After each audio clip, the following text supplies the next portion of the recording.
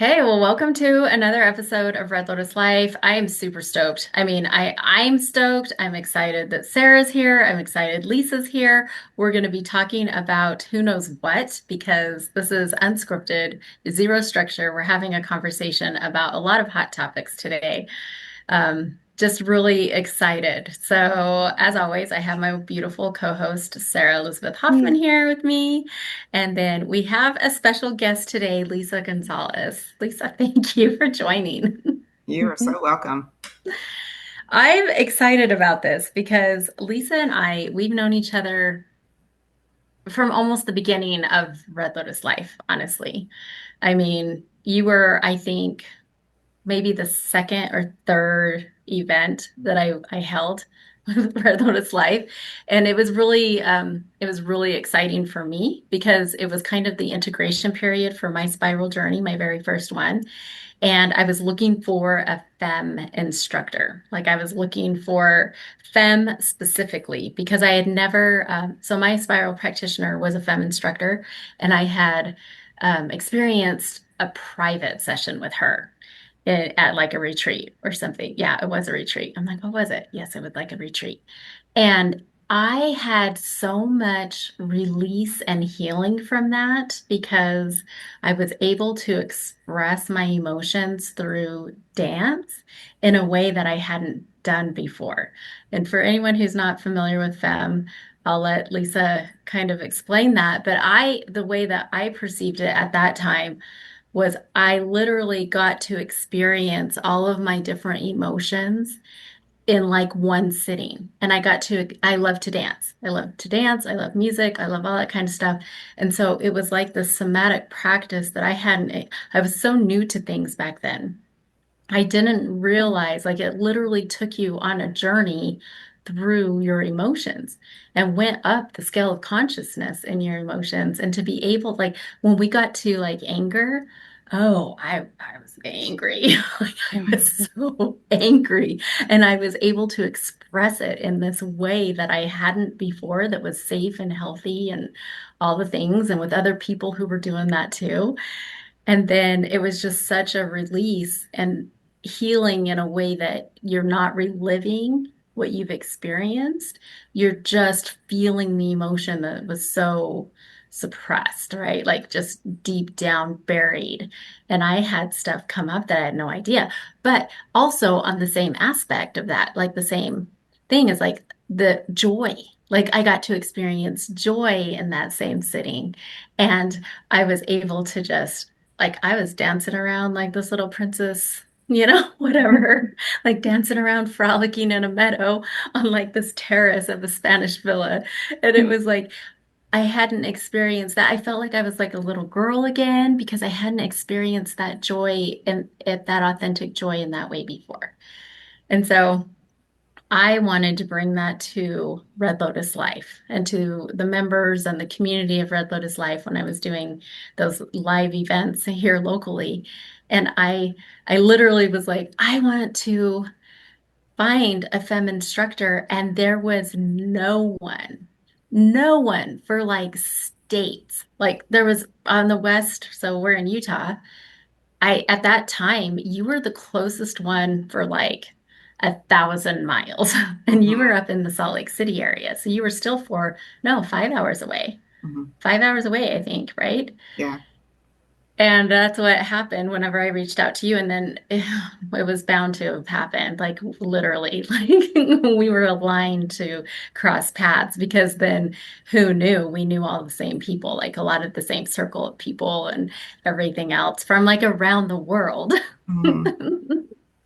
And so, anyway, Lisa came, and it has just been like you're just a soul sister. It's been that way ever since. And we're Mhm. here to talk about a few things. I'm actually going to introduce you properly, but if you would like to share a little bit about what FEM actually is, that would be amazing. Okay. Yeah. So I became certified in 2018 as a FEM instructor. Had the same kind of experience that you did, Lori.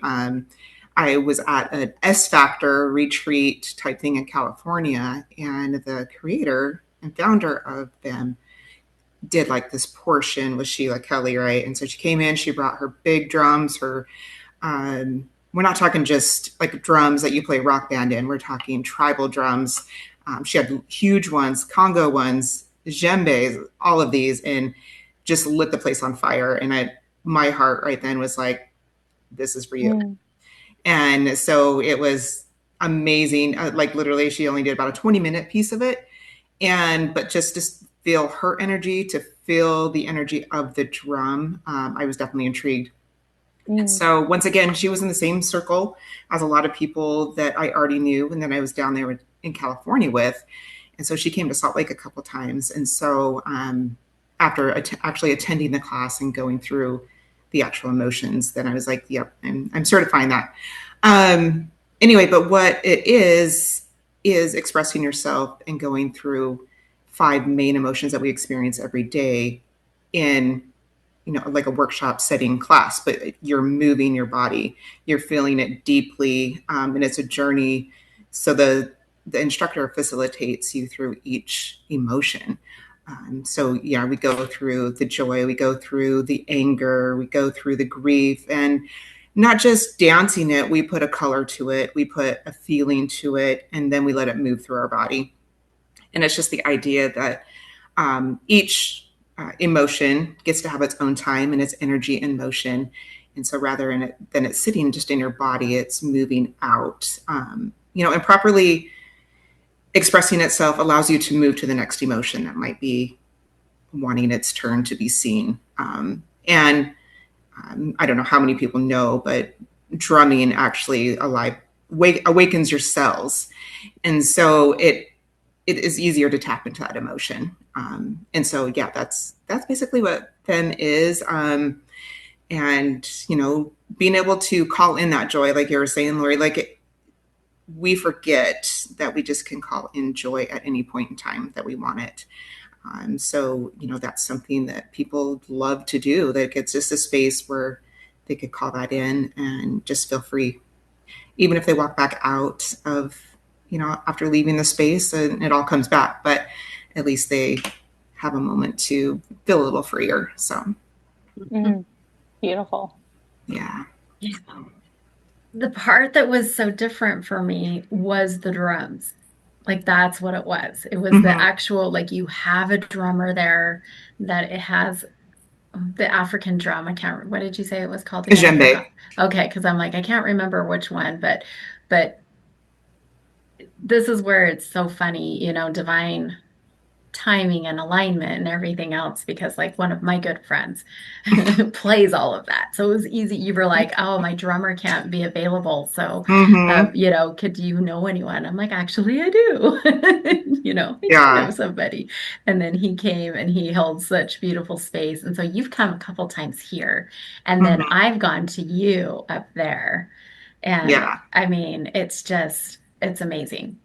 It's amazing, amazing. You're not even in the Salt Lake City area anymore, though. Now you're No. in Idaho.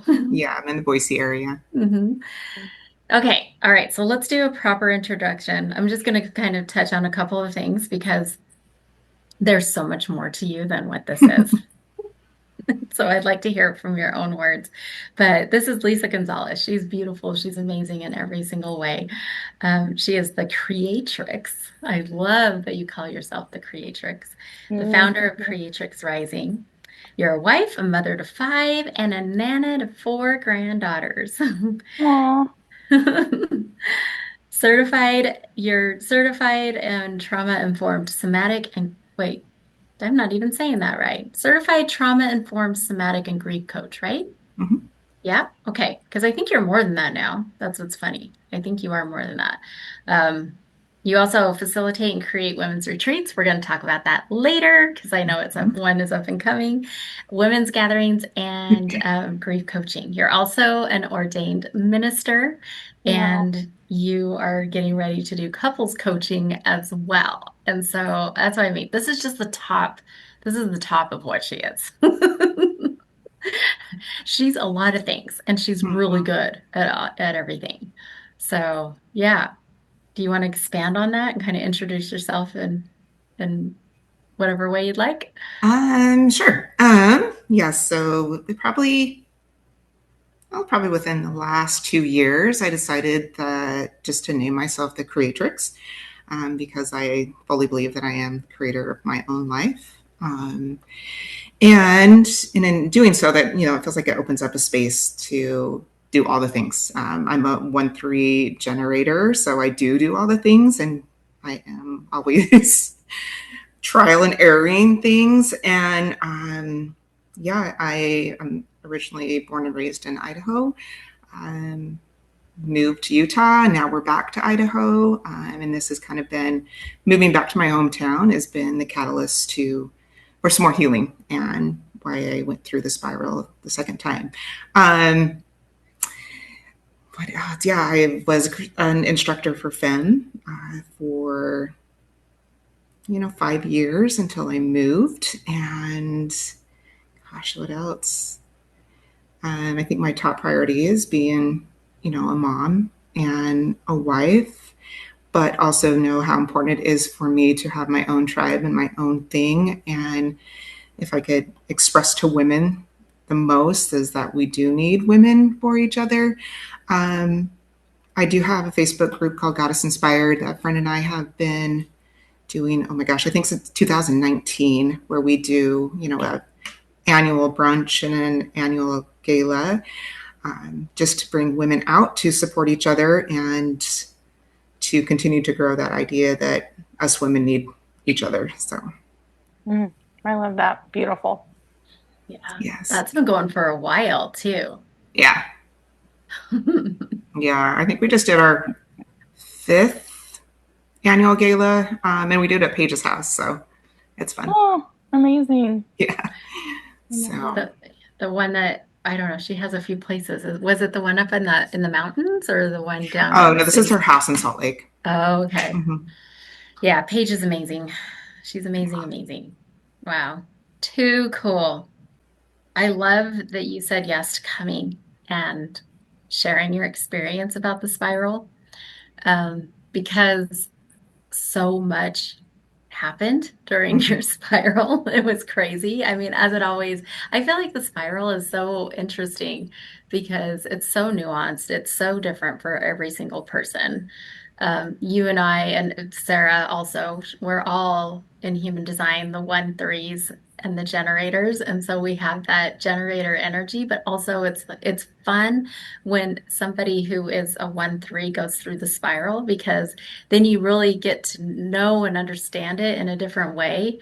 Mm-hmm. And then that's the one line, right? Of having to like know all the things and understand it and connect the dots and all of that. And then the 3 line is the experiment part, right? Where Mm-hmm. now when with the spiral, we have all of these integration activities and some are regular for each level. Like I say regular, but like, the stuff that is assigned for everyone in that level. But then you also have the custom ones. And it's Mm-hmm. really fun to like go, okay, like experiment with all the different modalities and all the different things in there to see what actually serves us and what doesn't as the conditioning falls away, right? Mm-hmm. And it changes like each level, these things change the things that we like and the things that we're like, yeah, maybe we don't like. So I'm excited to actually touch on all of it because, like I said, there was a lot of hot topics that actually happened throughout yours. Mm-hmm.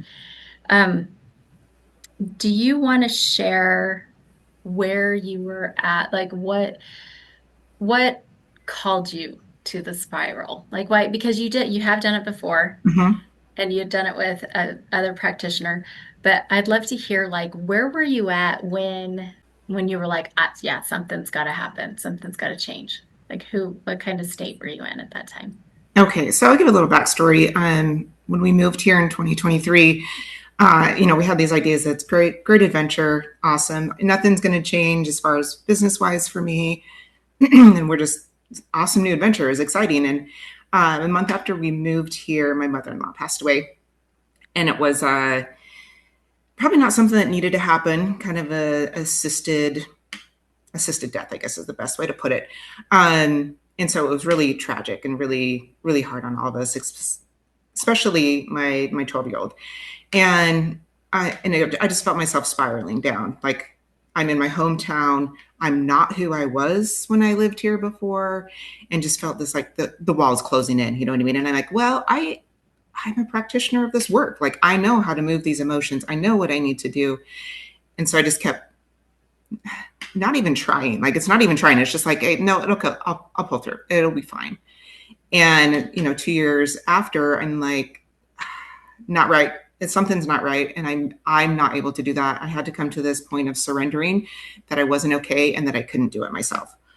And it just felt like, my health, physical health was going down. Like couldn't keep thyroid in check. I could all these things, right? It was just compounded. Nervous system was haywire, and even I look at pictures now of 2 years ago and go, you could see it in my face, like, and you can see it in my face when I started the spiral here. But finally, it was like, no, I have to do something about this. We had put my 12-year-old into just some talk therapy to help him be able to express his emotions and also um, just to recognize them, that what's going on is grief. And I just felt like I was too close to the situation and I was in my own shit myself, that I couldn't do it. And so we put him in there, and I'm telling him to be more vulnerable, to get moved through stuff. And then it just hit me like, yeah, you can't be telling him to do that when you're not willing and not able to do it. And so that's why I was like, I need to do the spiral. I just need to do it. Obviously I saw your stuff and I was just like, and I need someone to hold my feet to the fire that is going to keep me accountable and that's going to call it all out.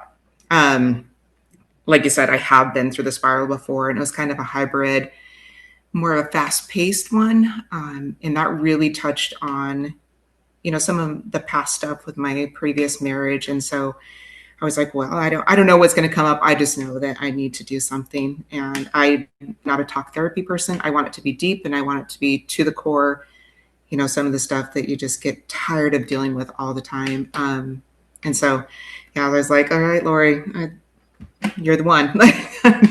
Something's, I can't do it. I can't do it anymore. And that really was the biggest feat, is just saying, I can't do this on my own. Like it, so much imposter syndrome, all of the thoughts come through of like, why can't you do this? And it was just to the point of, I can't do it on my own. Thank you for sharing all of that. It just brings to mind the value importance that you place upon actually gathering women together, because we do need each other, and that's just a really beautiful result, I feel like. Yeah, it definitely is. And I got to a space where I was like, I don't want to do these gatherings because I feel like Mm. I'm like, I'm not in a good space myself. How am I going to facilitate this? You know what I mean? So I did that first, well, even last year, the first year I just told the ladies at for the retreat, in 2023, I can't do it. I'm not in a space to facilitate, because that's, like, I think we just found out, no, that's not true. I'm sorry. Let me back up. I did do the 2023 one. The next year I couldn't because my mother-in-law passed away like a week after we got back from the retreat. So 2024 is like, ladies, I can't do it. I'm not in a space, and I'm just going to be open and honest with everyone that I'm not in the space to facilitate, So a lot of those things are hard to swallow, to be like, oh, these people are looking up to you, and like, I can't do it. So hopefully it gives you permission to to say I'm not okay too. So Mm-hmm. I think it's really cool that you actually did that.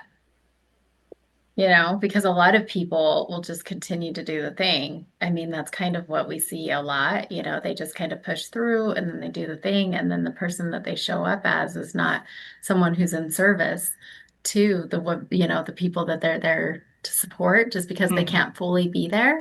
And Mm-hmm. so, and be fully present because of the things. And so, yeah, it definitely gives people permission. I hope that people actually hear that part, Yeah, I had a and couple say, ladies like be like, thank you for, you know, giving us permission to say we're not okay as well. And, you know, so yeah.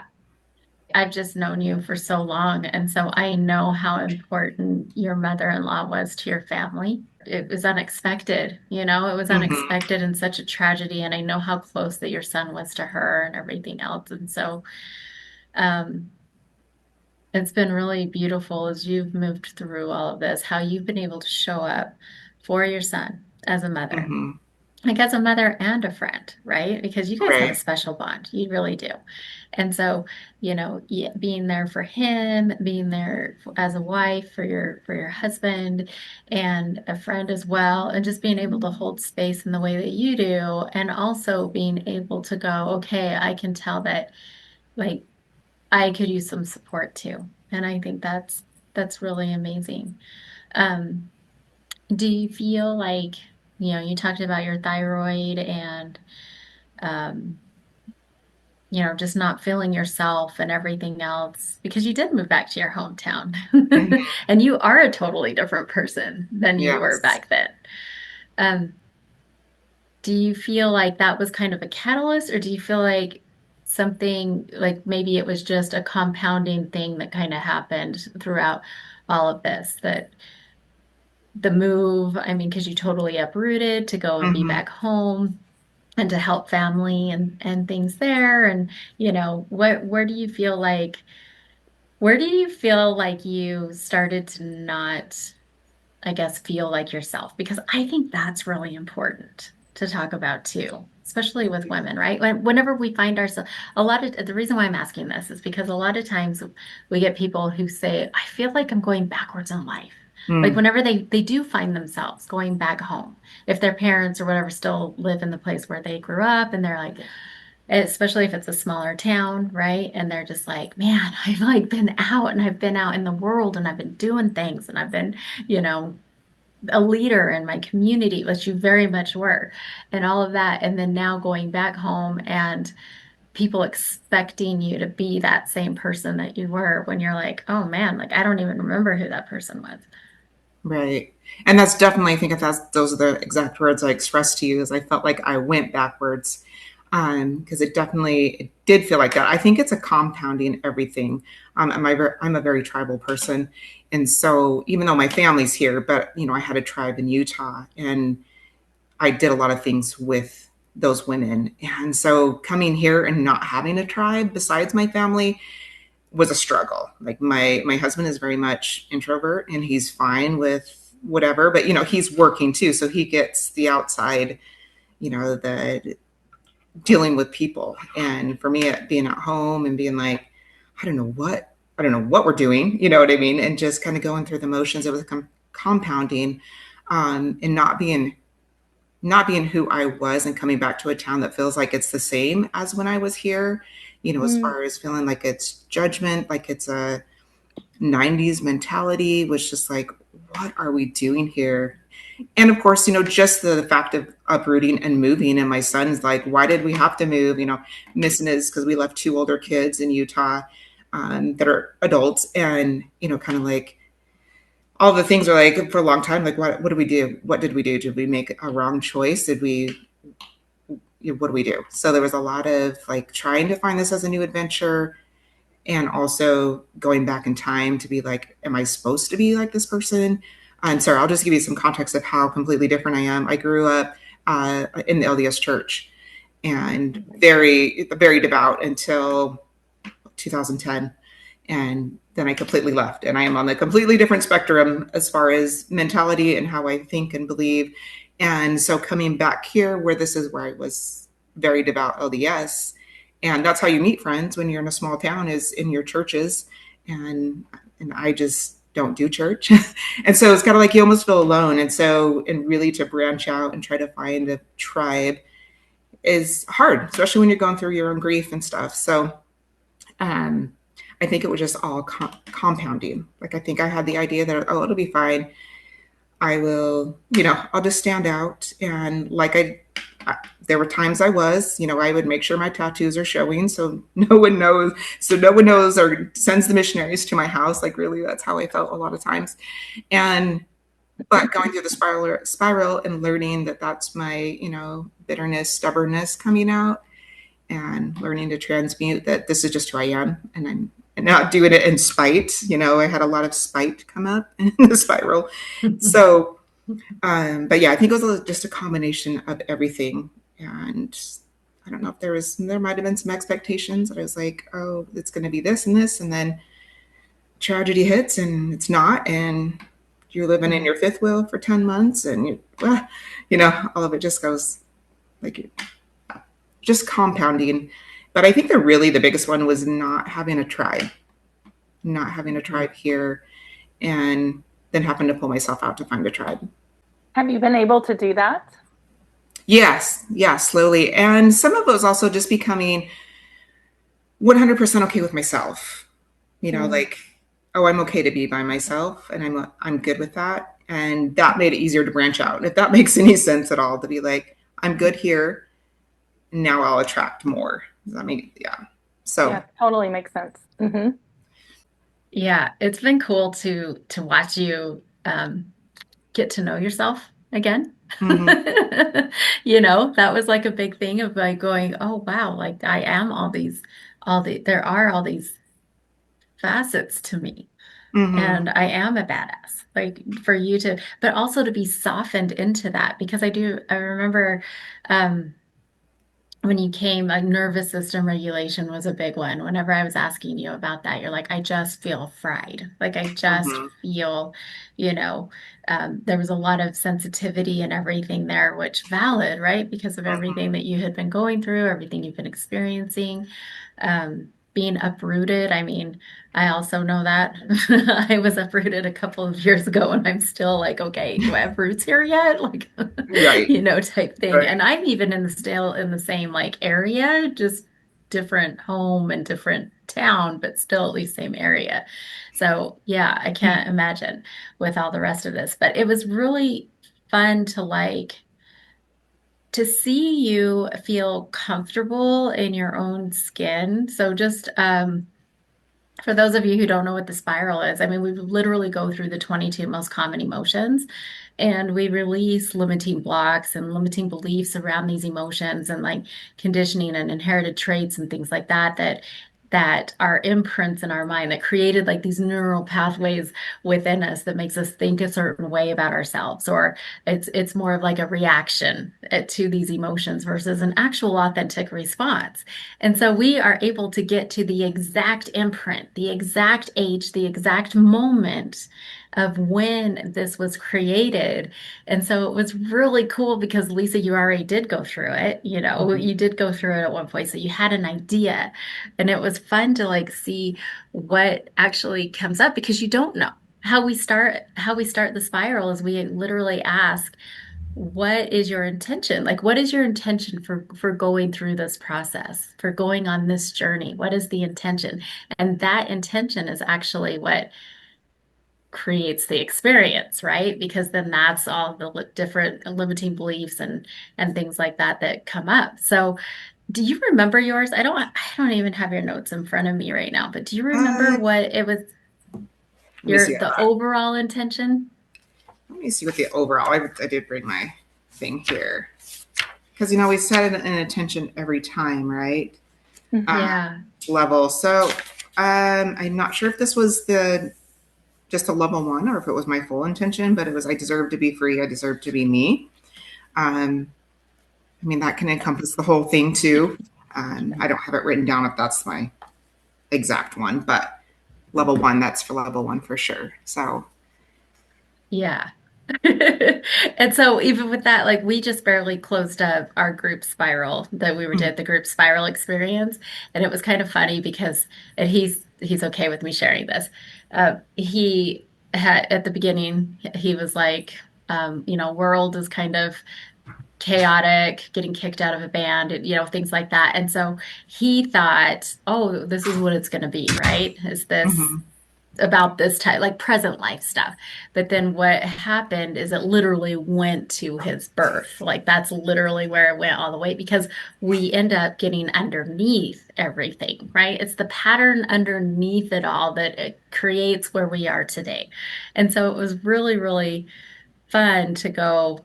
like he literally, his mind was blown, going, wow, I thought we were going to be talking about this and this and this, but no, we're like going straight to the beginning of time, my existence, you know? Mhm. And so for yours, how fun is that to go, okay, so it's to be free, to literally feel freedom, to be free and to be you and to be who you are. And so by you saying that, like I'm not surprised at all the topics. And so are you okay if I kind of share a little bit of the topics Yeah. that came up? Yeah. Okay.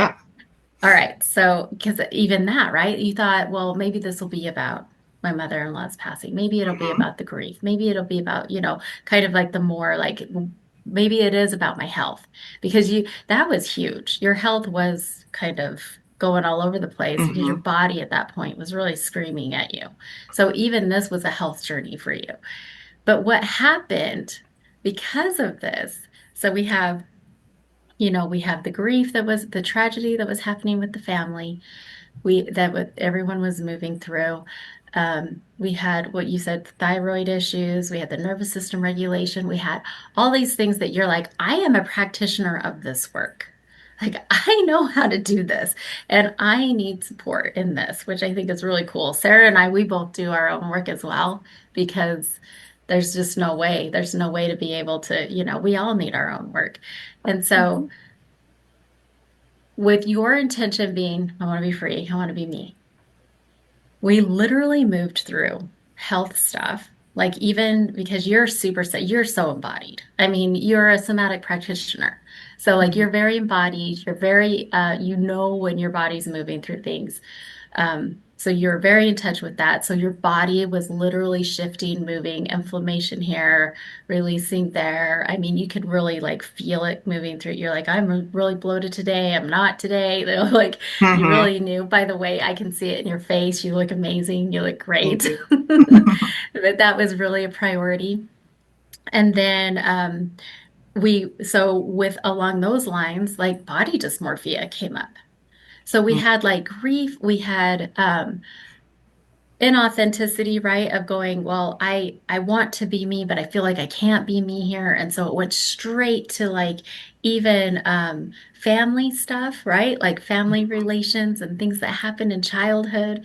And so, like so many things. There was political stuff I mean, we're in this weird time, right? With political stuff. And so there Mhm. was even some of that with like expression, with being able to express and to be family even though there's very high, intense, passionate political views that might be opposing, and you were able to, like, you moved through that like a rock star all through the holidays and everything else, and just like, there was even a proposal that ended up happening. Mhm. There was things going on with siblings and relationships there. There was so much that happened throughout this whole journey that yes, had it was self, but it also rippled out into all of the relationships and literally every aspect. In fact, I remember I don't know if you're still there, but at the time there was even stuff with the job, right?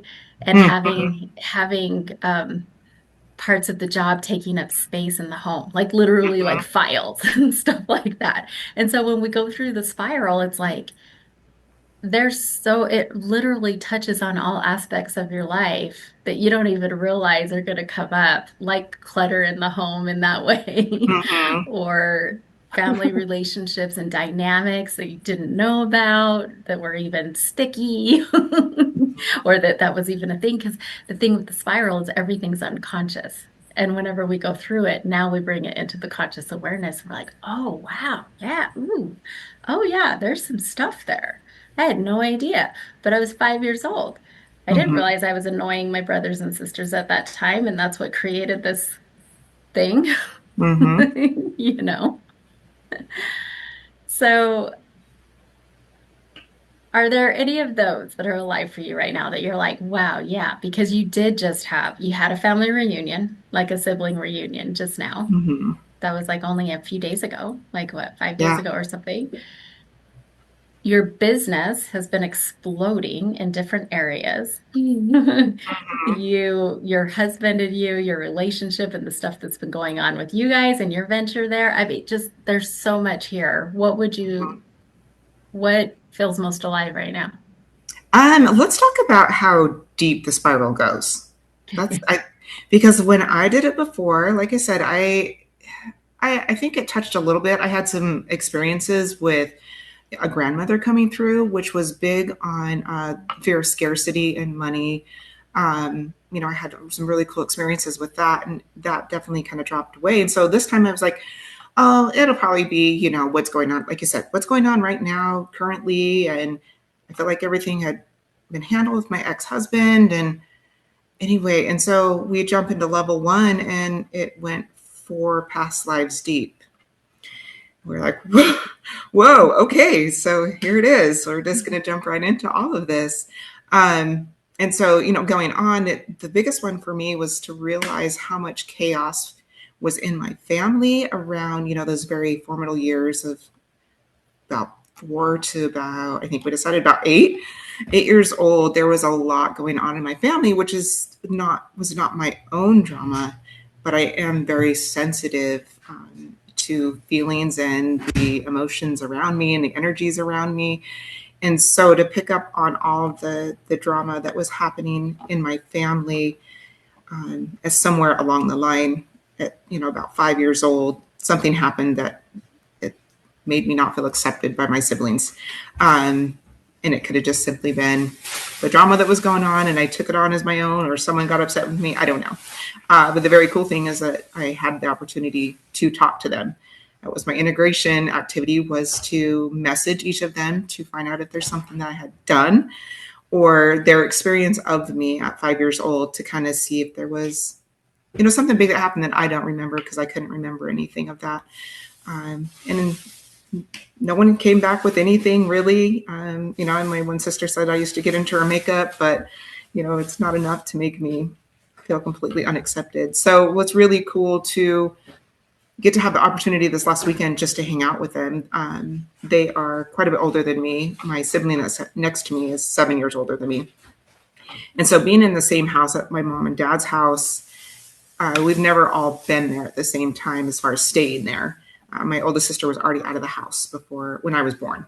So it was a cool experience to get to hang out with them and just be adults together without our spouses, and hear their stories of when they were all together, and just learn different things about them that kind of opened my eyes. So that was really cool. It almost felt like it was part of integration.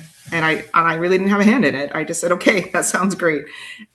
But to go through that in the spiral and then have that opportunity to do kind of almost a full integration with them was really cool. So, and I've gotten lots of, even praises from them of like how inspiring I am being for showing up on social media. Just, my biggest thing right now is trying to teach people to fuck this body dysmorphia. Like, I spent too many years in it. And so my sister-in-law's like, I couldn't do what you're doing, but I am so proud of you. She's known me since I'm 9, and watched me go through stuff. And I'm like, so proud of you for doing that. So it's just really cool to see how just life gives you integration stuff that you didn't know you needed. And so I think that was a really, really big one for me. And just to watch it unfold, come around full circle, it's been really cool. So It was cool. It was cool because, okay, so do you mind sharing about the confidence circle, what you heard, what you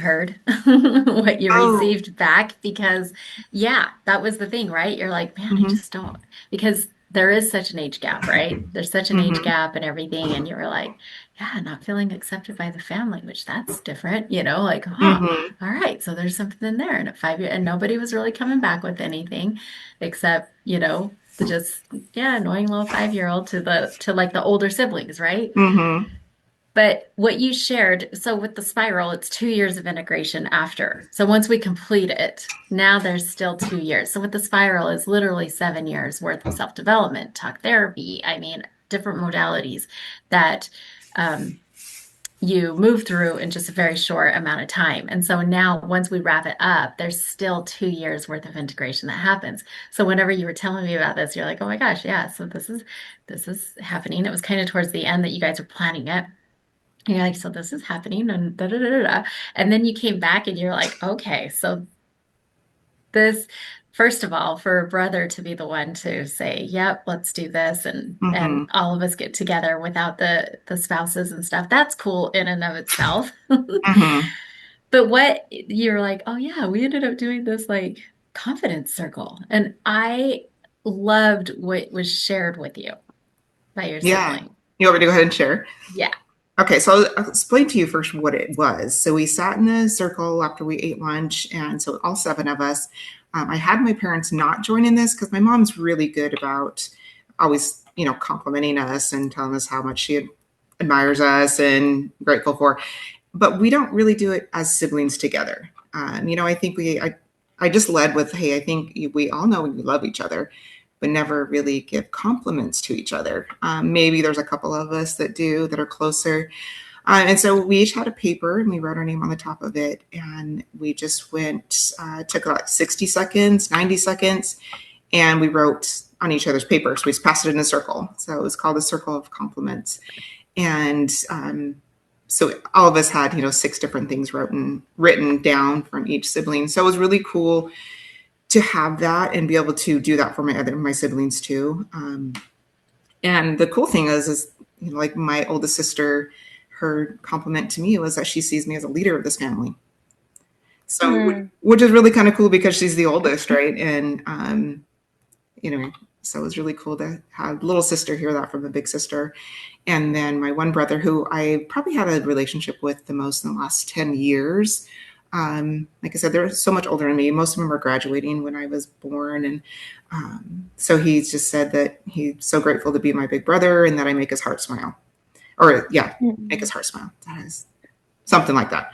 And so I was like, oh, that's really sweet, And then, yeah, it was just really cool to hear that from them, and then also get all of them in their feels, because that's something I love and they know that I do that. But it was just good for them to be able to experience that as well. So it was really cool. Beautiful. That is cool. Do they all live there? Or I mean, they don't all live there, do No, they? no.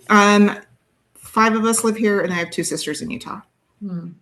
So Yeah, I thought that was really cool whenever you're like, wow, one of them said that they saw me as the leader of the family. And I was like, yep. yeah, Yes, you are. So, Sarah, did you want to comment on anything before I move into my next question? Because there was something else here that I wanted to ask. Yeah, I wanted to know if you would be willing to share a little bit more about your journey with body dysmorphia and the work that you're doing with that. yes. So I have been dealing with body dysmorphia probably since puberty, about 9 or 10, and actually, really, like, obviously at school there was things said. I was overweight as a younger kid, and so I remember something being said at school, and that, that how that sticks to you. And anyway, but I have my paternal grandmother was very non-filtered, and she mentioned something when I was about 10 years old Mm. about, I don't even remember what the exact words said. She probably just said, you're looking bigger. I don't know. I don't even remember what she said, but it stuck with me for a really long time. And so I actually had to do some grandma work on her during the spiral. And so other than that, I've always been a bigger person. And I've dealt with that. My mom still deals with that. And so it's kind of not necessarily inherited, because it's really not a mindset. Um, and I've had times where I've gone through and been like, no, I'm good. It doesn't bother me. And then but it's still running in the background big time. And so even when I was younger too, I didn't want to be seen. I was the girl that was quiet. So I always thought I was shy. And so I don't want to be seen. I don't want to draw attention to myself. And then, kind of when I had to step into an instructor role as femme, that was probably the biggest insecurity buster for me, is being like, I have to be seen if I'm going to do this, and I have to step in front. And so that was my first journey to fucking body dysmorphia. Is like, I'm going to instruct this. I'm a leader, and this is, you have to get over. You got to be seen. And then as years gone on, I've just realized how much I like to be seen, and and then you go back into the hole. You know what I mean? You're like, nope, I don't want to be seen. This is all this is happening. I don't. You just kind of go back into this cocoon, and so going through body dysmorphia here in this spiral definitely peeled away more layers to be like, I've always had people tell me that they look up to me as a permission giver. And so I'm just like, it's time. It's time to love this body as it is. And at the same time, like, give other people permission, because it's just a bunch of crap that we have to deal with body dysmorphia. So it's such a big topic. mm-hmm. It is a big topic, and it was really, really cool because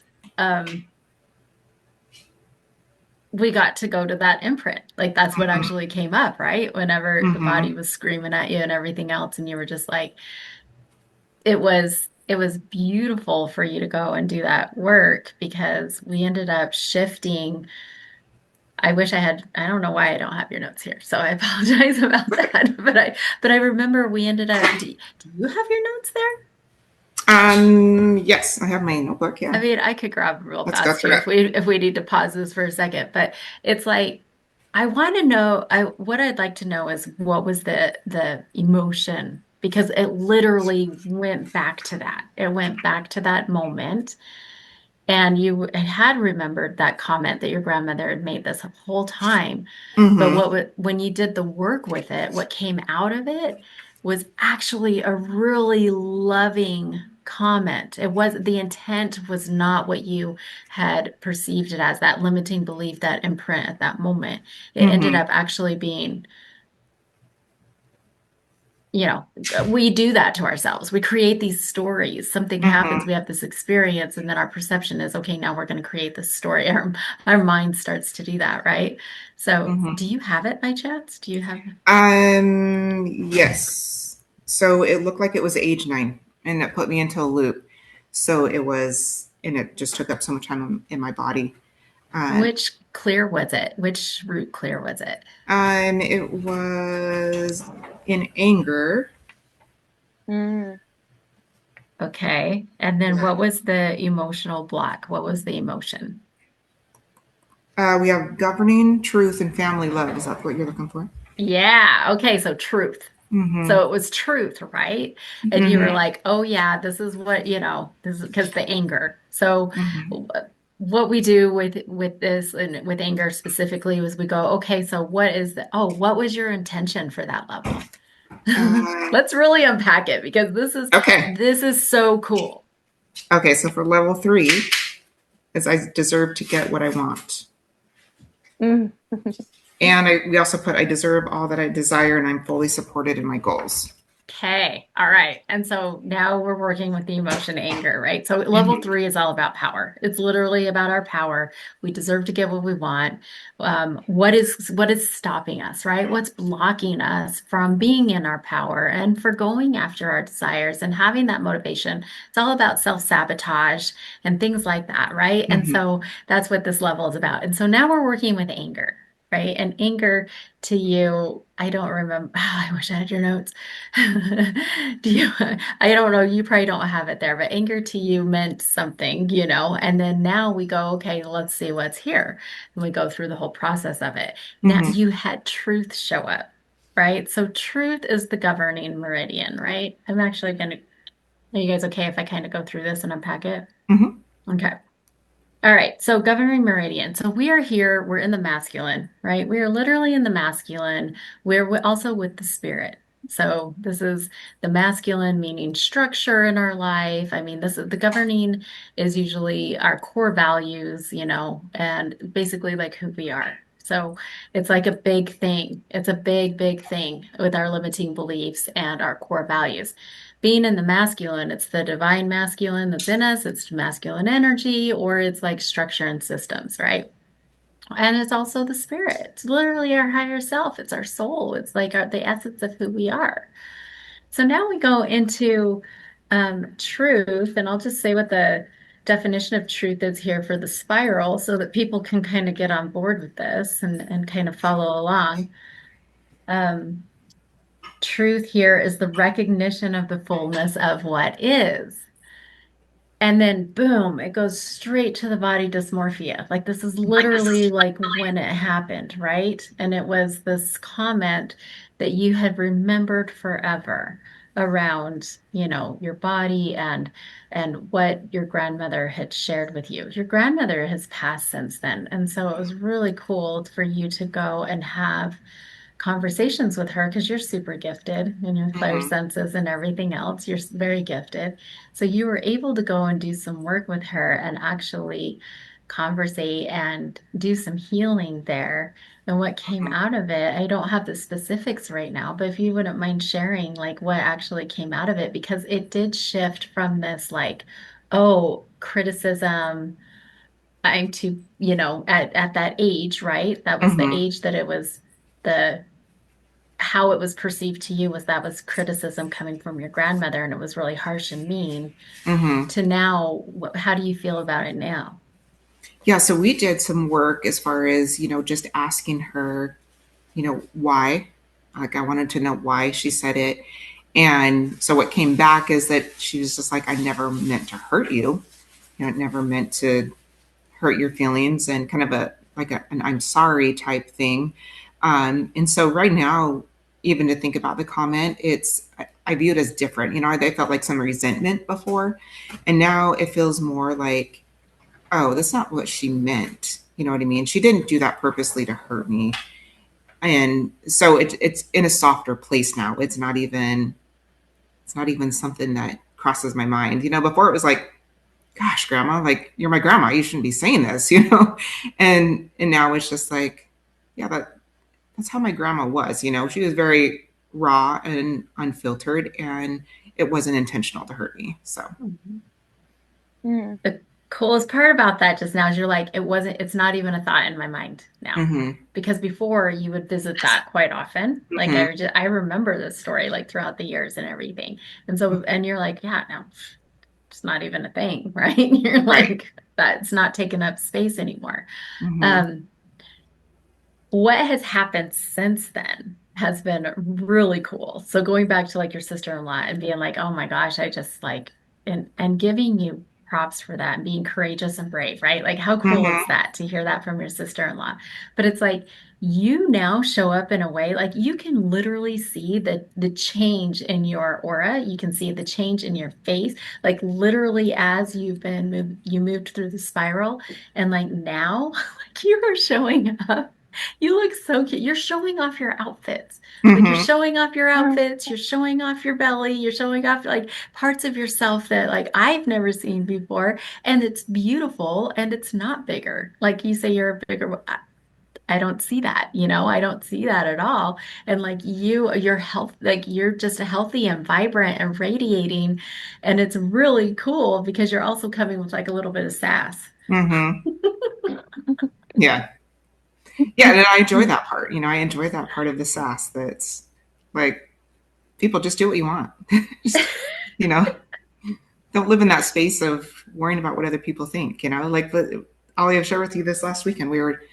We dug out my parents' shed because they're in their 80s, and so we just dug through their stuff. My mom wants us to go through their stuff before she actually dies, and we have to go through it anyway. And so we're all sweaty, but my mom wanted pictures, and so we just took pictures with a phone. And my two sisters, or my one sister specifically, can we take a shower? But look at these pictures. And she just went on and on about it on Sunday, and I'm like, stop! You look fine. It was just a picture. No one can smell you through the picture. And then my other sister-in-law just complimented me too. She was just like, I told your brother, you're just so photogenic. And I was like, I've never thought of myself as photogenic ever in my life. And I said, but I guess when you stop caring, you become photogenic. So that's what I told her. It's like, I guess, I don't know. I don't know what to tell you, but yeah, you stop caring if you're photogenic and it happens. I So think there's yeah, some truth definitely to that. aura change. What did you say, Sarah? I said, I think there's some truth to that. Because when you stop caring, then you start to move your body in Hmm. a natural way, and your smile just shows up, and like you just radiate and you become alive. And I've never thought of Hmm. that specifically, but I think that's true. Hmm.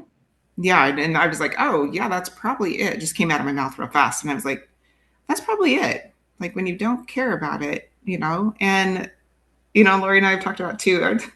The craziest experience is when I'm in my authenticity and in my power, like people just stare. I don't know if you Hmm. guys ever get that, but we went to the Aaron Lewis concert and we went to dinner before, and this old guy just like staring and talking to his wife and looking over at us, and I'm like, sorry guys, I don't know, if he knows me. I don't know what's happening. Sorry, but he's staring and talking about us. So so it's just interesting. Just The energy in your aura transfers, and mm-hmm, it grabs people's attention. mm-hmm. Yeah, I think it's really cool to see, but Hmm. and it's Hmm. nice to have back. I'll tell you that. It's nice to have that back. Yeah. Yeah. Because before you were just like, yeah, I don't, it's hard to get out of the house. I'd be like, I remember you were showing up in like hoodies and stuff. Mm-hmm. Like you were legit like trying to hide.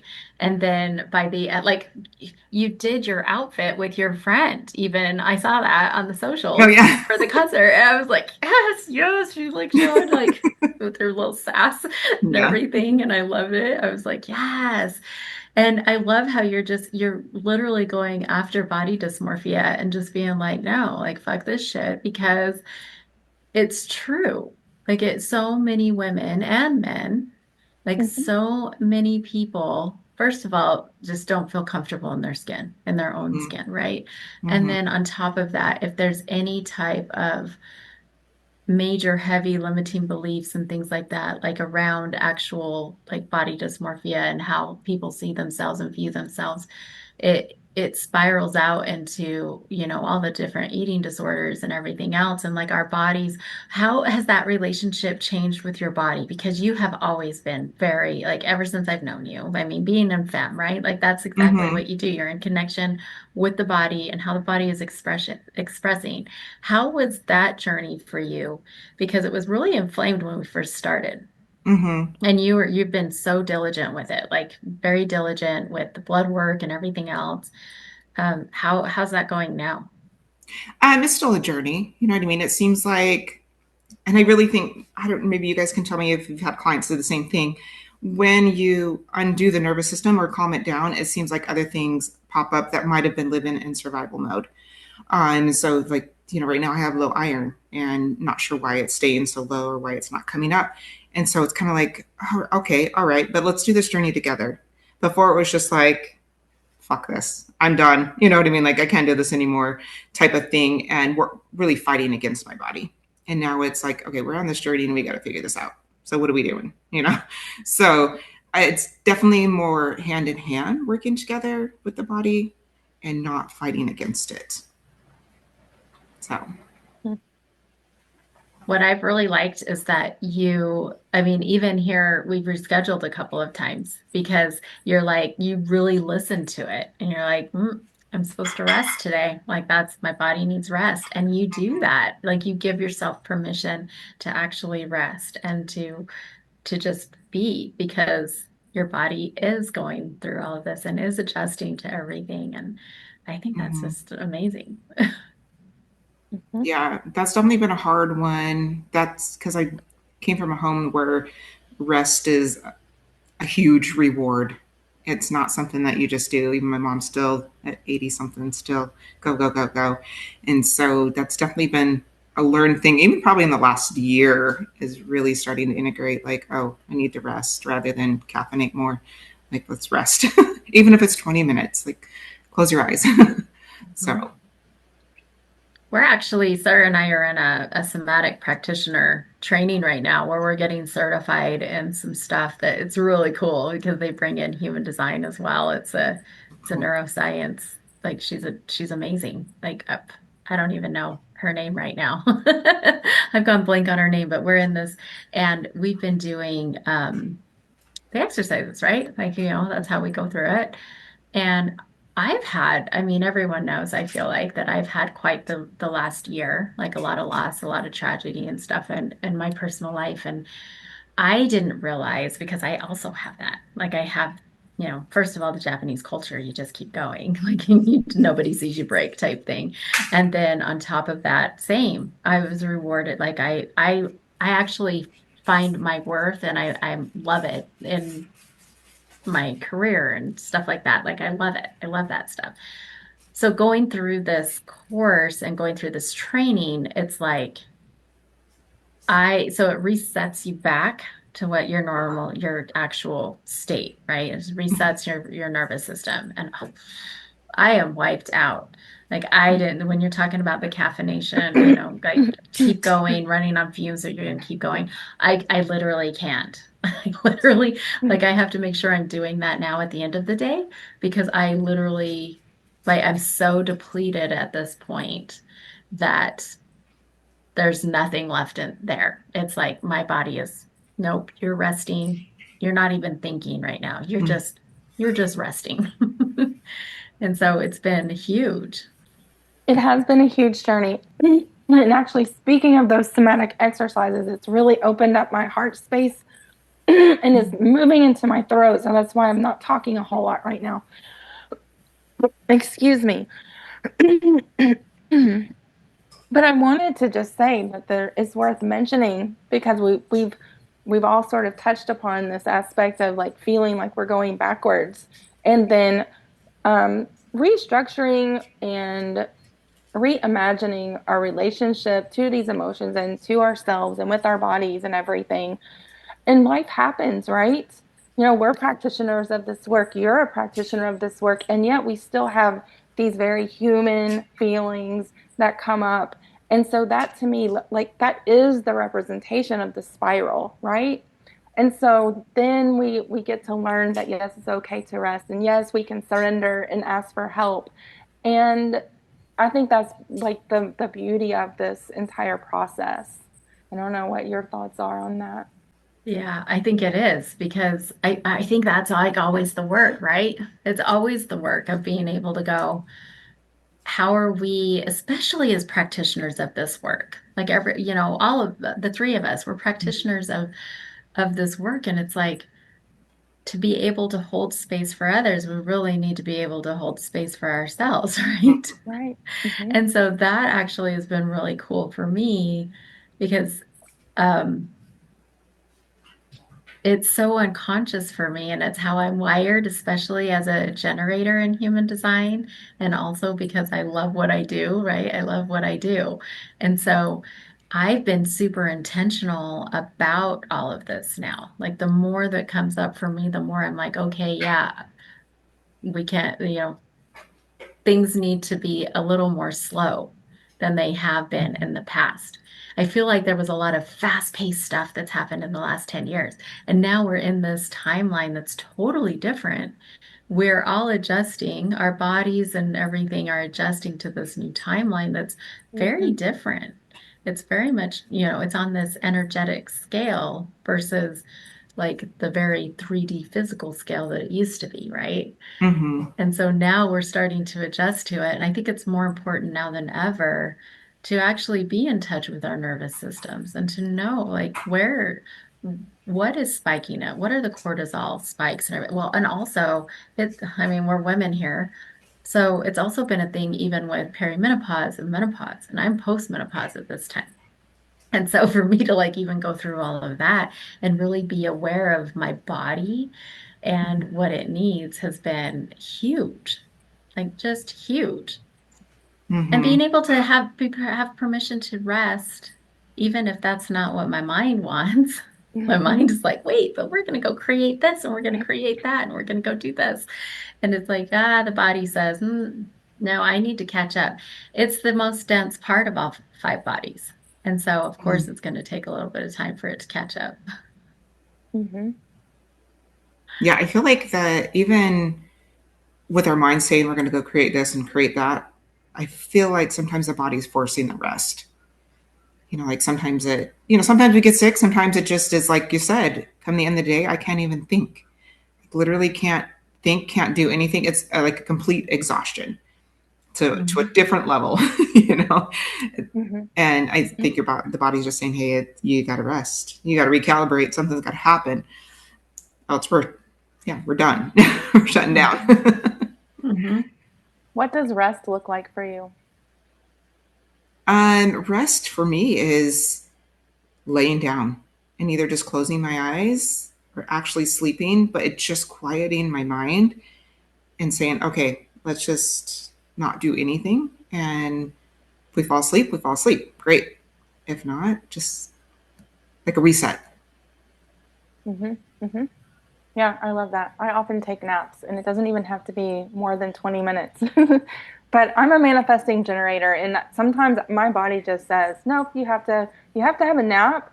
And then after the nap, then the generator can come back online. And Mm. that's kind of how it works for me. But yeah, I love that. What about you, Lori? You know, I mean, I don't really. I know. I'm like, I even like it has to literally be like there's nothing left, or else I don't rest because I am a pure generator. Like Mhm. I literally am a pure generator. And so living in my human design, knowing my human design and living that has changed everything for me with that. But rest right now looks like so we just also Sara and I went through the spiral not too long ago. We're integrating our own spiral journey, and so it's kind of fun every single time you go through that because a lot of the things that worked for you before don't work for you now, right? And so for me, I've always been somebody that like strength training has always been my jam. I love it. I like to lift weights. I like to go out, go to the gym. It's my me time. Like that would be rest. I know that's weird, but that would have been a time for me to rest because it was my me time. Now that looks like yin yoga, which is Mm. total opposite, right? That's like a total slowdown, and I am just like in the body, in the feels, and also just trying to focus in on that, but also silence right now. And when I say Mm. silence, I'm talking like I love music. Like music actually is it's my jam. It's what makes me healthy. It's literally in my gene keys. Like it literally says music is what makes me healthy. It's part of my like it raises the vibration at a cellular level. Like it Mhm. takes the toxins out of my body and everything. But like right now, it's not music in that way. Now it's like the sounds of nature. So like I'll work from home and nothing is on. In fact, my husband's quite the opposite. When he has to have noise. He has to have a TV on. He has to have music on. He has to have a podcast on. He has to have something, right? And so whenever he comes home now, I'm like, whoa, because it's so quiet and the pups are all, very relaxed and chill, and I can hear the birds outside and all the things. And he's like, it's so quiet in here. And I'm like, I know. I'm like, I know. It feels so good. But yeah, so it looks totally different for me right now. Yeah. It's pretty wild, actually. We'll see what happens in a few months, as we integrate even more. I like to journey with my spiral. I mean, obviously it's 2 years, that we integrate, but I actually like to fully integrate it and work with it for an entire year. And that ends in October, no, November. Did we end in November last year? Is that when we Hmm. ended? Yeah, and it's pretty crazy because my life does not look the same right now at all. And it's really cool, actually. So like doing that along with menopause and everything else, I mean, it's true. Menopause is a magical time. Mm. I can't wait. Perimenopause is a magical fucking ride. That's how I'll say it. But I was going to say, I don't know if you guys are you guys emotionals or no? Oh, no, Laura, you're not. You're No, I'm a sacral, so I'm like That's right. easy. Yeah, I'm a sacral also. Okay. Mhm. Okay. Because I'm like, it varies for me. Like, my rest is usually the same. But when you're talking about music, I'm the same way. And we went through that with Gene Keys and stuff too.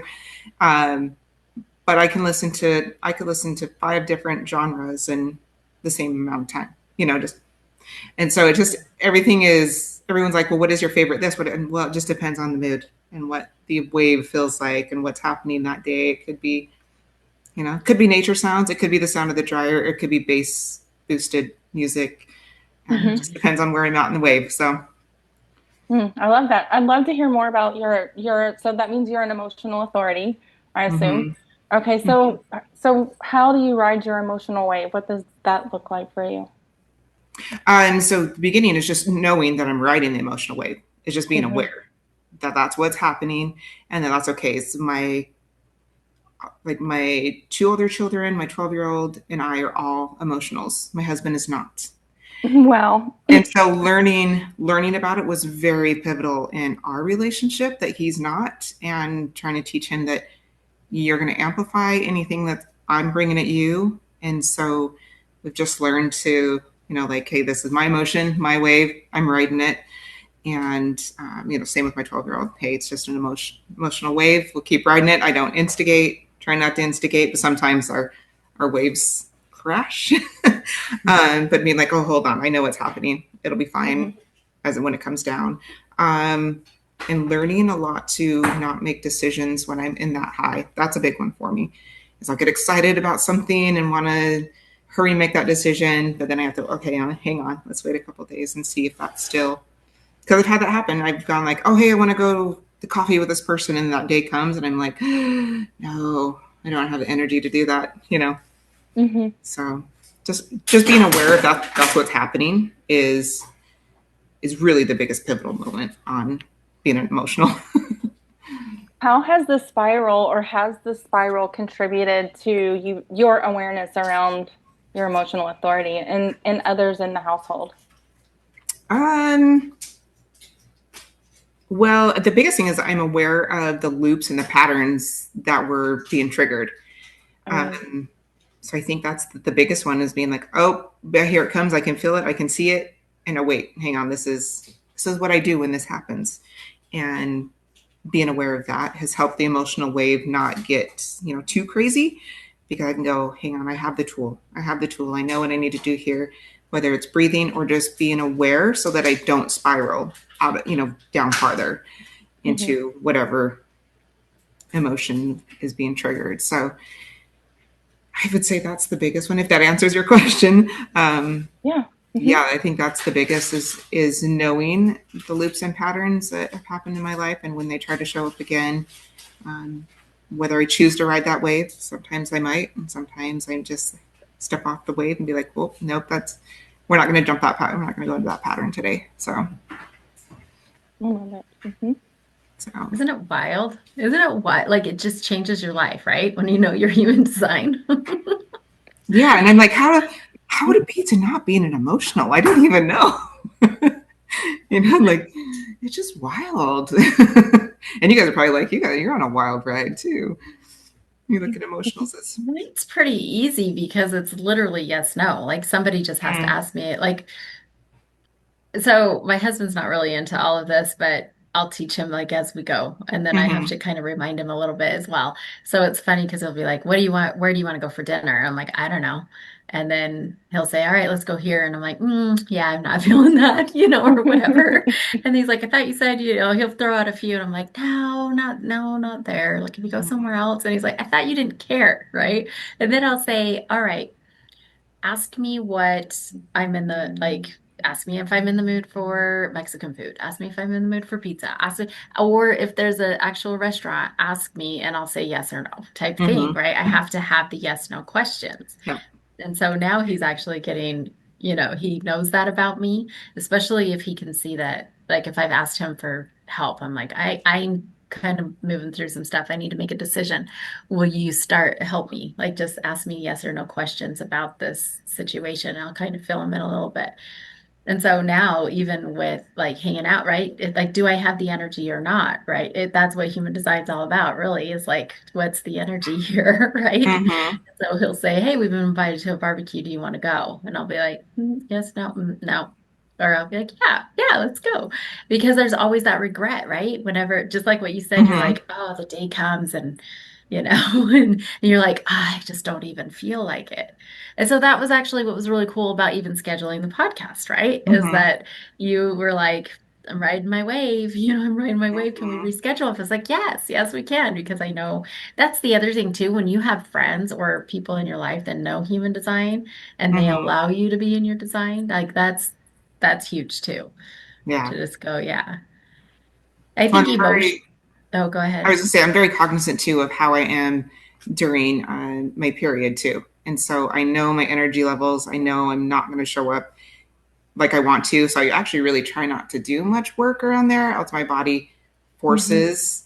And I Hmm. get, then it's the frustration and the raunchiness. And, so I really try to be mindful of that. Of like, oh, hang on, let me see. Yeah, we can do it this day, but, day 30, nope, I'm not doing it. So, Love that. I love that you follow that flow.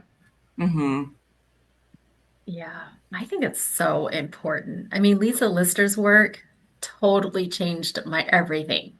I was mm-hmm, already in perimenopause whenever I discovered her, and I'm just mm, like,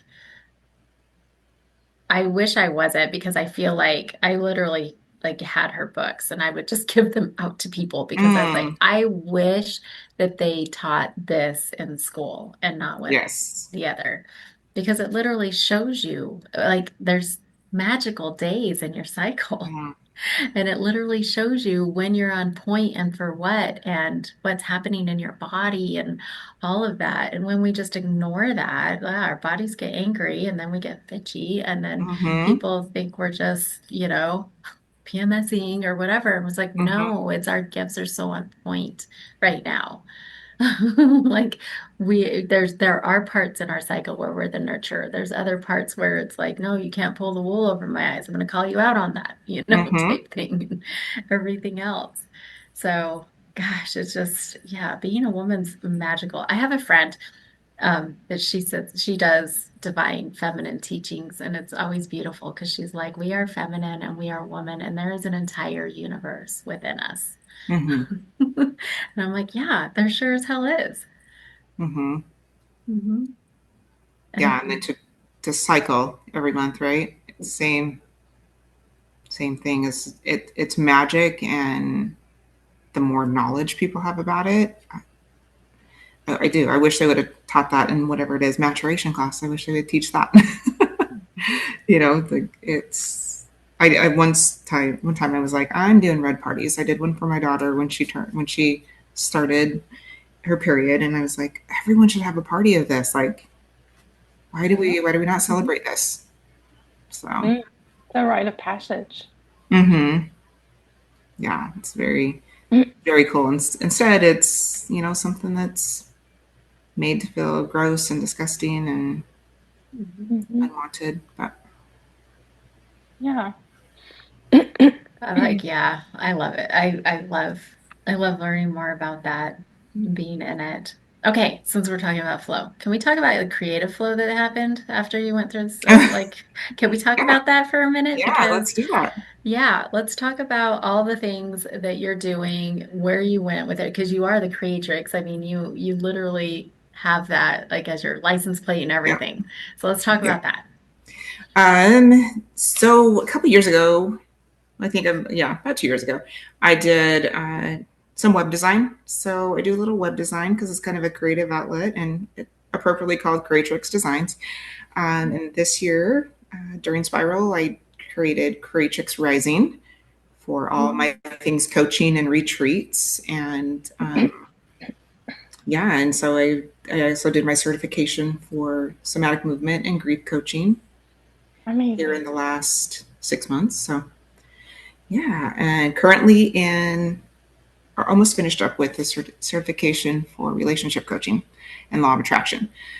And so that's kind of cool how that's all landed. I've always wanted to do something with my husband as far as coaching, and just never been in alignment with it. And here we are, getting ready to LLC a company and do some relationship coaching. So I love that. yeah, it's exciting. It's exciting. We've both been through experiential training. He actually introduced me to it, and that was kind of the pivotal moment in my life of questioning who I am and what I really want in life, and specifically religious beliefs too. Is this mine? Is it not? Anyway, he had done it previously. We also went through a couples training when probably about 4 months before we got married, and love it. And we want people to have the relationship that we have, and want a community that of like-minded couples too. And so we're just like, well, here we go. Let's try it.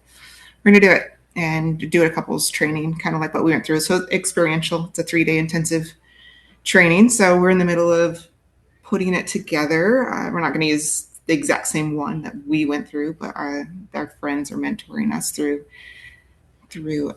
coming up with the exact flow. So it's exciting. It's exciting, and yeah, it'll be great. So I love this because I've always viewed your husband as like a dude's dude.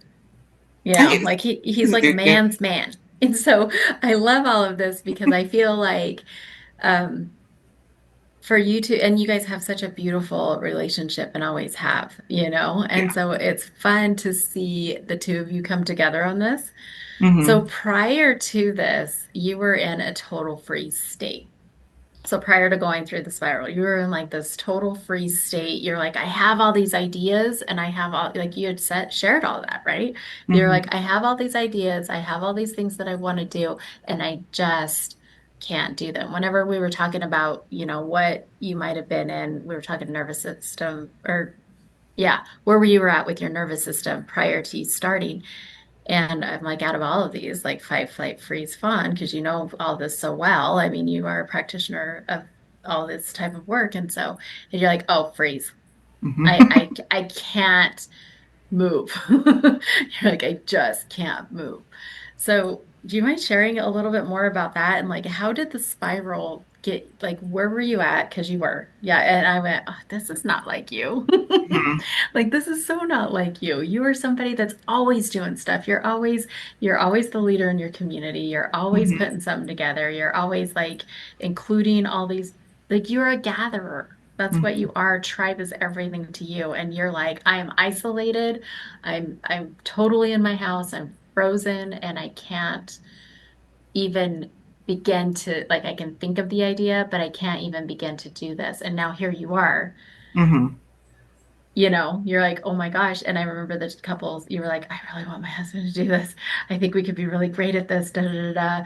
And now here you are getting ready to do the LLC and everything, Mm-hmm. your own unique program, everything. So would you Yeah. mind sharing a little about that? Yeah. So, I mean, obviously, going through when I was like a fem instructor and stuff, I always had this idea that'd be great. Let's do something together. And he was, nah, not ready, not ready. So he actually came to me last fall while I was in Spiral and was like, let's do something. And I just went, nope, I can't. I can't. But, uh, and just to mention, like, I could see myself outside of myself being in this frozen state. And that's what was so frustrating. And that's why I was like, I have to, that was a point of like, I have to do something. I'm watching myself be frozen and I can't move forward. And I know what's happening, but I can't move forward.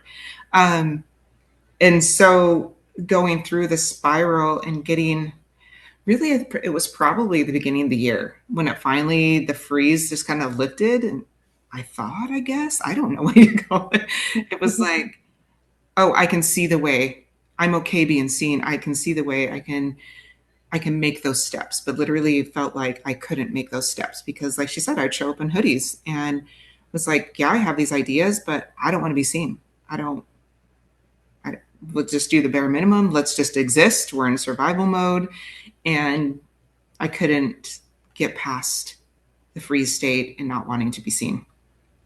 So it was probably about yeah, January, February that I was like, oh, fuck this. I'm done. I am done with it. I don't want to live in this state anymore. Not. And like she said, my gene keys, my human design, it's all tribal. And I Mm. am a gatherer. I'm a permission giver. And so to not be was felt like it was slowly killing my soul. And so that was a Mhm. big one too. That was like not being able to see the ways or not being able to do it where I have already done it. I had to do something. And so when that thaw came out, I was like, okay, here we go. We're doing all the things. And it was just like the universe opened up and was like, here's this, do this, do this. And I was like, okay, hold on. I can't even move fast enough to do all of this. Hold on. And so then went back to my husband on this idea of coaching together. I think it was April, maybe. Is that when I told you? It was probably April-ish, March. And I was like, let's do it. I'm ready. Let's do it. And he's like, you sure? And I was like, yeah, let's do it. So we just started. He was getting more excited, so I was getting more excited, and all these, meeting with our friends, and so yeah. When it lifts, it lifts, and it's It's like I think it was after I think it was in probably your level 4 that it started yeah, to like lift, right? Because now that's the bridging, right? Level 4 is all about bridging, like level 1, 2, and 3, we're figuring out what are we worthy of, what are we deserving of, where's our motivation, our willpower, our discipline, all that kind of stuff. mm-hmm, Like how do we get moving? And then level 4 is like where we start to actually organize all of this and put it into systems. And now we're open and we're starting to go bridge that gap from individual to the now we're reintroducing ourselves into the world.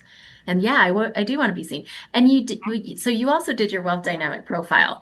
And I remember, so was it creator star deal maker? I know I you're think so. creator. And as Yeah, creator for sure. creator for sure. So I it's natural for you to have all of these things. mm-hmm, And then star, I was huge in there. Like you're mm-hmm, supposed to be seen. You're yes, supposed to be seen. It's like not only do you like it, but you're supposed to. You're magnetic, you're energetic. And when you are in your power, just like what you shared, like, yeah, people notice. mm-hmm, I've been with you, whatever it's happening. Like when you walk into a room, you are magnetic and people see that, you know? mm-hmm, And so for you, when I saw you, showing up in the hoodies and the way that you were, I think there was even one time you had your hoodie up when you came on, even. I was like, whoa, this is not Lisa, you know? But that was early, right? Like that was super mm-hmm, early on. And I could just see that, that you were in your cocoon and you were in this total like iceberg. Like you were in the center of this iceberg and it was like mm-hmm, slowly starting to thaw out. And it was really just as you started to connect with yourself again in that way, yeah, everything else started coming online again. And then mm-hmm. it ripples out into our families and into our household. And so it wasn't a surprise when your husband was like, hey, yeah, so I'm Yeah, ready. Like, are you ready? And you're like, oh, I don't know if I am yet. But then all of a sudden it started picking up momentum. And then now there's this spark with you guys. And I'm just so excited about it because it's been a long time coming. mm-hmm, yeah, it has been. So it's going to be super exciting, and obviously we talk about it a lot as moments of, oh, are we ready for this? Can we stand up for this? Who's going to come at us? Like just mentally preparing, because we have people that still coach, that are our friends, and so it's kind of like, And the biggest advice right now that one of our friends just told us a couple weekends ago is let your freak flag fly. I was like, you got it. Okay, you got it. And it's big coming from him, and so yeah, it's cool. And it's cool to see the support that we're already getting from the people that we've talked to. So you're like, yeah, you guys should do it. Do it. So it's Amazing. exciting. I can't wait to see more. Yes. Yes. So yeah, super exciting. And I think it's going to open up, more coaching as well. Won't just be couples. I think it'll open up, Mhm.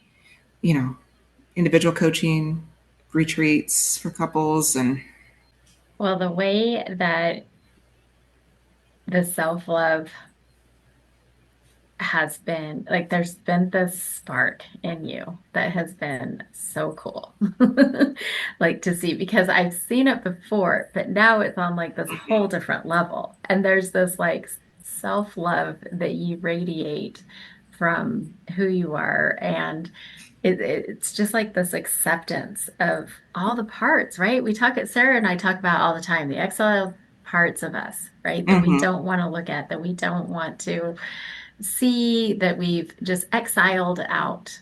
And it's like whenever we start to now go into those places and we start to see, like even with the body dysmorphia comment, right?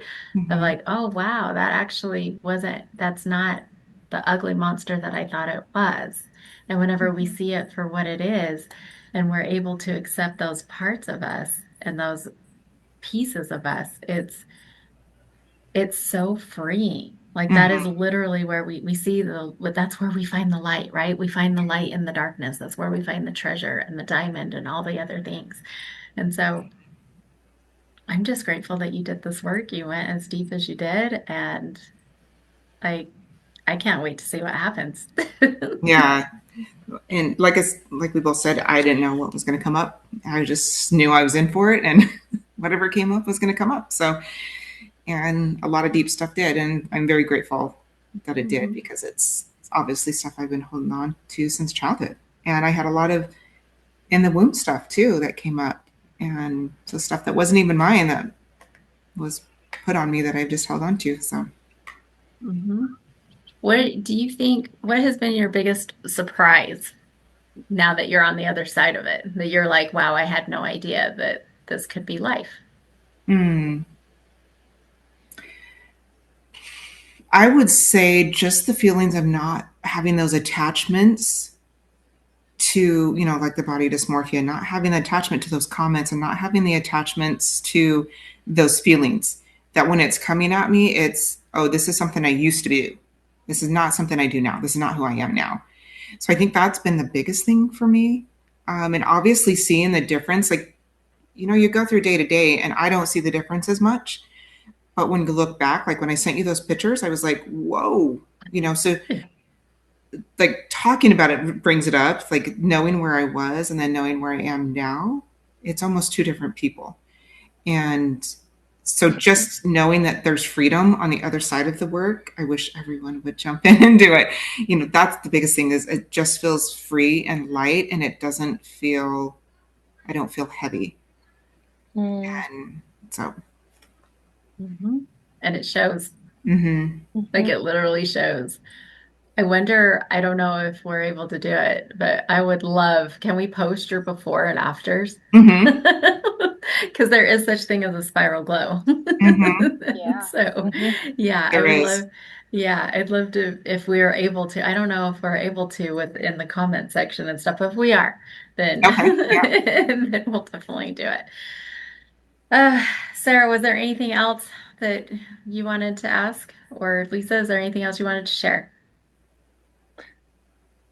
Well, I was Mm-hmm. basically going to ask Lisa if there's anything else that was really alive that she wanted to share. So, perfect segue. Yeah. Um, anything else that's really alive? Obviously, in my mind, I've got all the things going on. So I'll just give a quick plug for my women's retreat in September.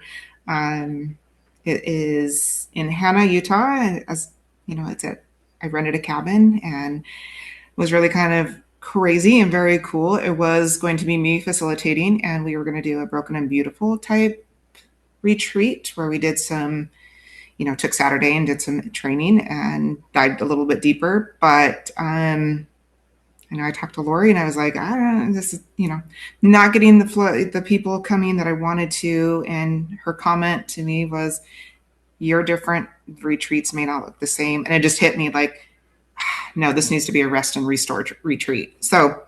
Uh, Mm, September 18th through the 20th is a rest and restore retreat in the mountains. And I'll do any kind of little light facilitating that anyone wants if they would need to move through some stuff. But other than that, we're just going to craft and be together as women, eat some yummy food, and take a nap when we want to, be in nature when we want to, and just enjoy each other's company. So, beautiful. That's the best kind. yes. So, I know. I'm hoping that I get to go. We'll see if there's yeah, any spots left whenever I'm I like, would love oh, for you to be there. It'd be so I good. know. It sounds amazing. Rest and restore. And it's beautiful. The cabin's beautiful. Mm-hmm. We'll put the website down below Okay. in the descriptions as well. Um, Also, so you have, was there anything else alive? Because I do want to, we have a couple of websites here that I want to tell everyone about because you have a lot going on and I love it. Yeah. All your work is amazing. Was there anything else that you had going on that you wanted to share? I mean, if anyone's in need of a website, I don't have a lot of clients right now, but I do websites as well. It's kind of a creative outlet for me, and Mhm. I have that website too. I don't know if I sent that to you, but it's just You did. Yeah, I okay. have that. So we'll be putting that into the description too. It's called Creatrix Rising. Okay, so let's talk about that for a minute because it's not your normal website. I mean, she's mystical and magical. Yeah. And Yes. aesthetics are her everything. And so it's actually really amazing. How do you go about that process? So what I do is I meet with a client to find their story. I want Mm, to portray who they are. I, as a feeler and as a person who likes to know people's stories, I really like to portray, the owner of the company.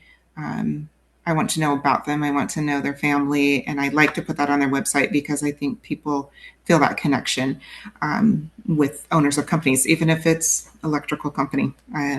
It's I think it's important. And so I like to meet with them, find out their story. I like to really tailor it to what they want. So colors, the vibe they're thinking they want, and really customize it to how they want, but also a lot of times I get the creative outlet too, because they'll just be like, here, go for it. You're the creatrix, you do your thing, and then I'll say yes or no. But I do like to meet with them and customize most everything. So, Mhm. mm, I love that. Yeah, is your passion still the trades? Because that's what you were like, man, the yeah. trades need some style. You're like, Yes. I want to bring in because trades are so like the trade industry is so important, Mm-hmm. but a lot of them are failing, right? And they're like, we're out here doing the work. We don't know how to actually design a website, all that stuff. That's probably why they just like, just do it. You're great. Mm-hmm. Like, just do it. But what you do is you do bring in, you bring in the personality, right? Of the Mm-hmm. company, the culture, the family, like their core values, their mission statements, which a Yeah. lot of times trades aren't able to actually express that. And you do. And we were in the middle of Spiral and you're like, yeah, I just got this client and like they already Mm-hmm. have new work just based off of the thing. And I think it had only been up like a week or a few It was a days or couple something. weeks. So really Oh, interesting. It was my brother, and he's an electrician, and he's had his business for 20 years, but never anything online. And my Mhm. sister-in-law is like, you've got to have something online that clients want to know you're legit. And so same thing, like, he's like, do I have to have my picture done? I'm like, yeah, I'm gonna put your family in here if you're okay with that. I'm gonna do a write-up about it. You can help or you can just say okay, and so he was like, okay, do your thing. So yeah, I think he was only launched for 2 weeks, and he had like a new client plus someone who he was hiring or looking at as a potential employee. And that came through his website. So, and he did Mhm. hire that employee, and he said he's working out great. So it's really kind of cool. My family's always been in trades, so I think that's maybe where I have a soft spot in my heart for it. Mhm. But also, the tradesmen are just want to go out and work and do their thing. So that's why I have clients that are tradesmen that are just like, yeah, do it. I don't have time to do this. You send me a picture of it, I'll say yes or no. And they're out working and they don't have the time to sit down and do it and figure it out. So mhm, yeah, and I think it's important for the trades to be put out there like any other big corporate business and have a nice mhm, website and display who they are and make it easy for them, really. mhm. Mm, That's I cool love about the that. employee Mm-hmm. because that's kind of cool because then they can go on the website and they can see like what is the culture? Right. Is this, what exactly, and is this a fit for me, Right. type thing. So that's cool. Were you Yeah. gonna say something, Sarah?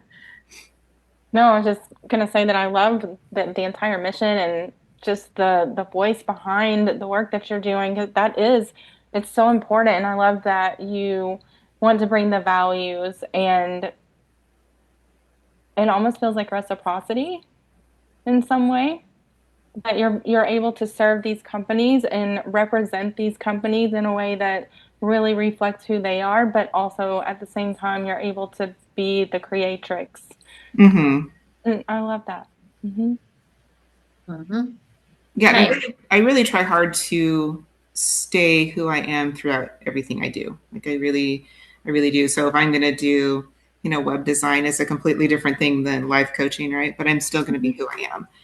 So you're still going to get the woo woo, you know, whatever you want to call me over here in web design, and you're going to get the woo woo over here on the coaching too. So Love that.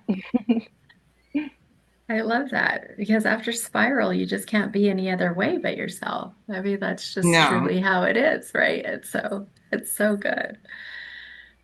Okay, and then the last part here. So I do have a website that I'm going to be dropping about this as well, which is the grief group and the grief coaching. So you're doing it. Is it local right now or is it Mhm. on online? Right now, I just have a local group set up. I would be open to online, but I haven't done any marketing on that part yet.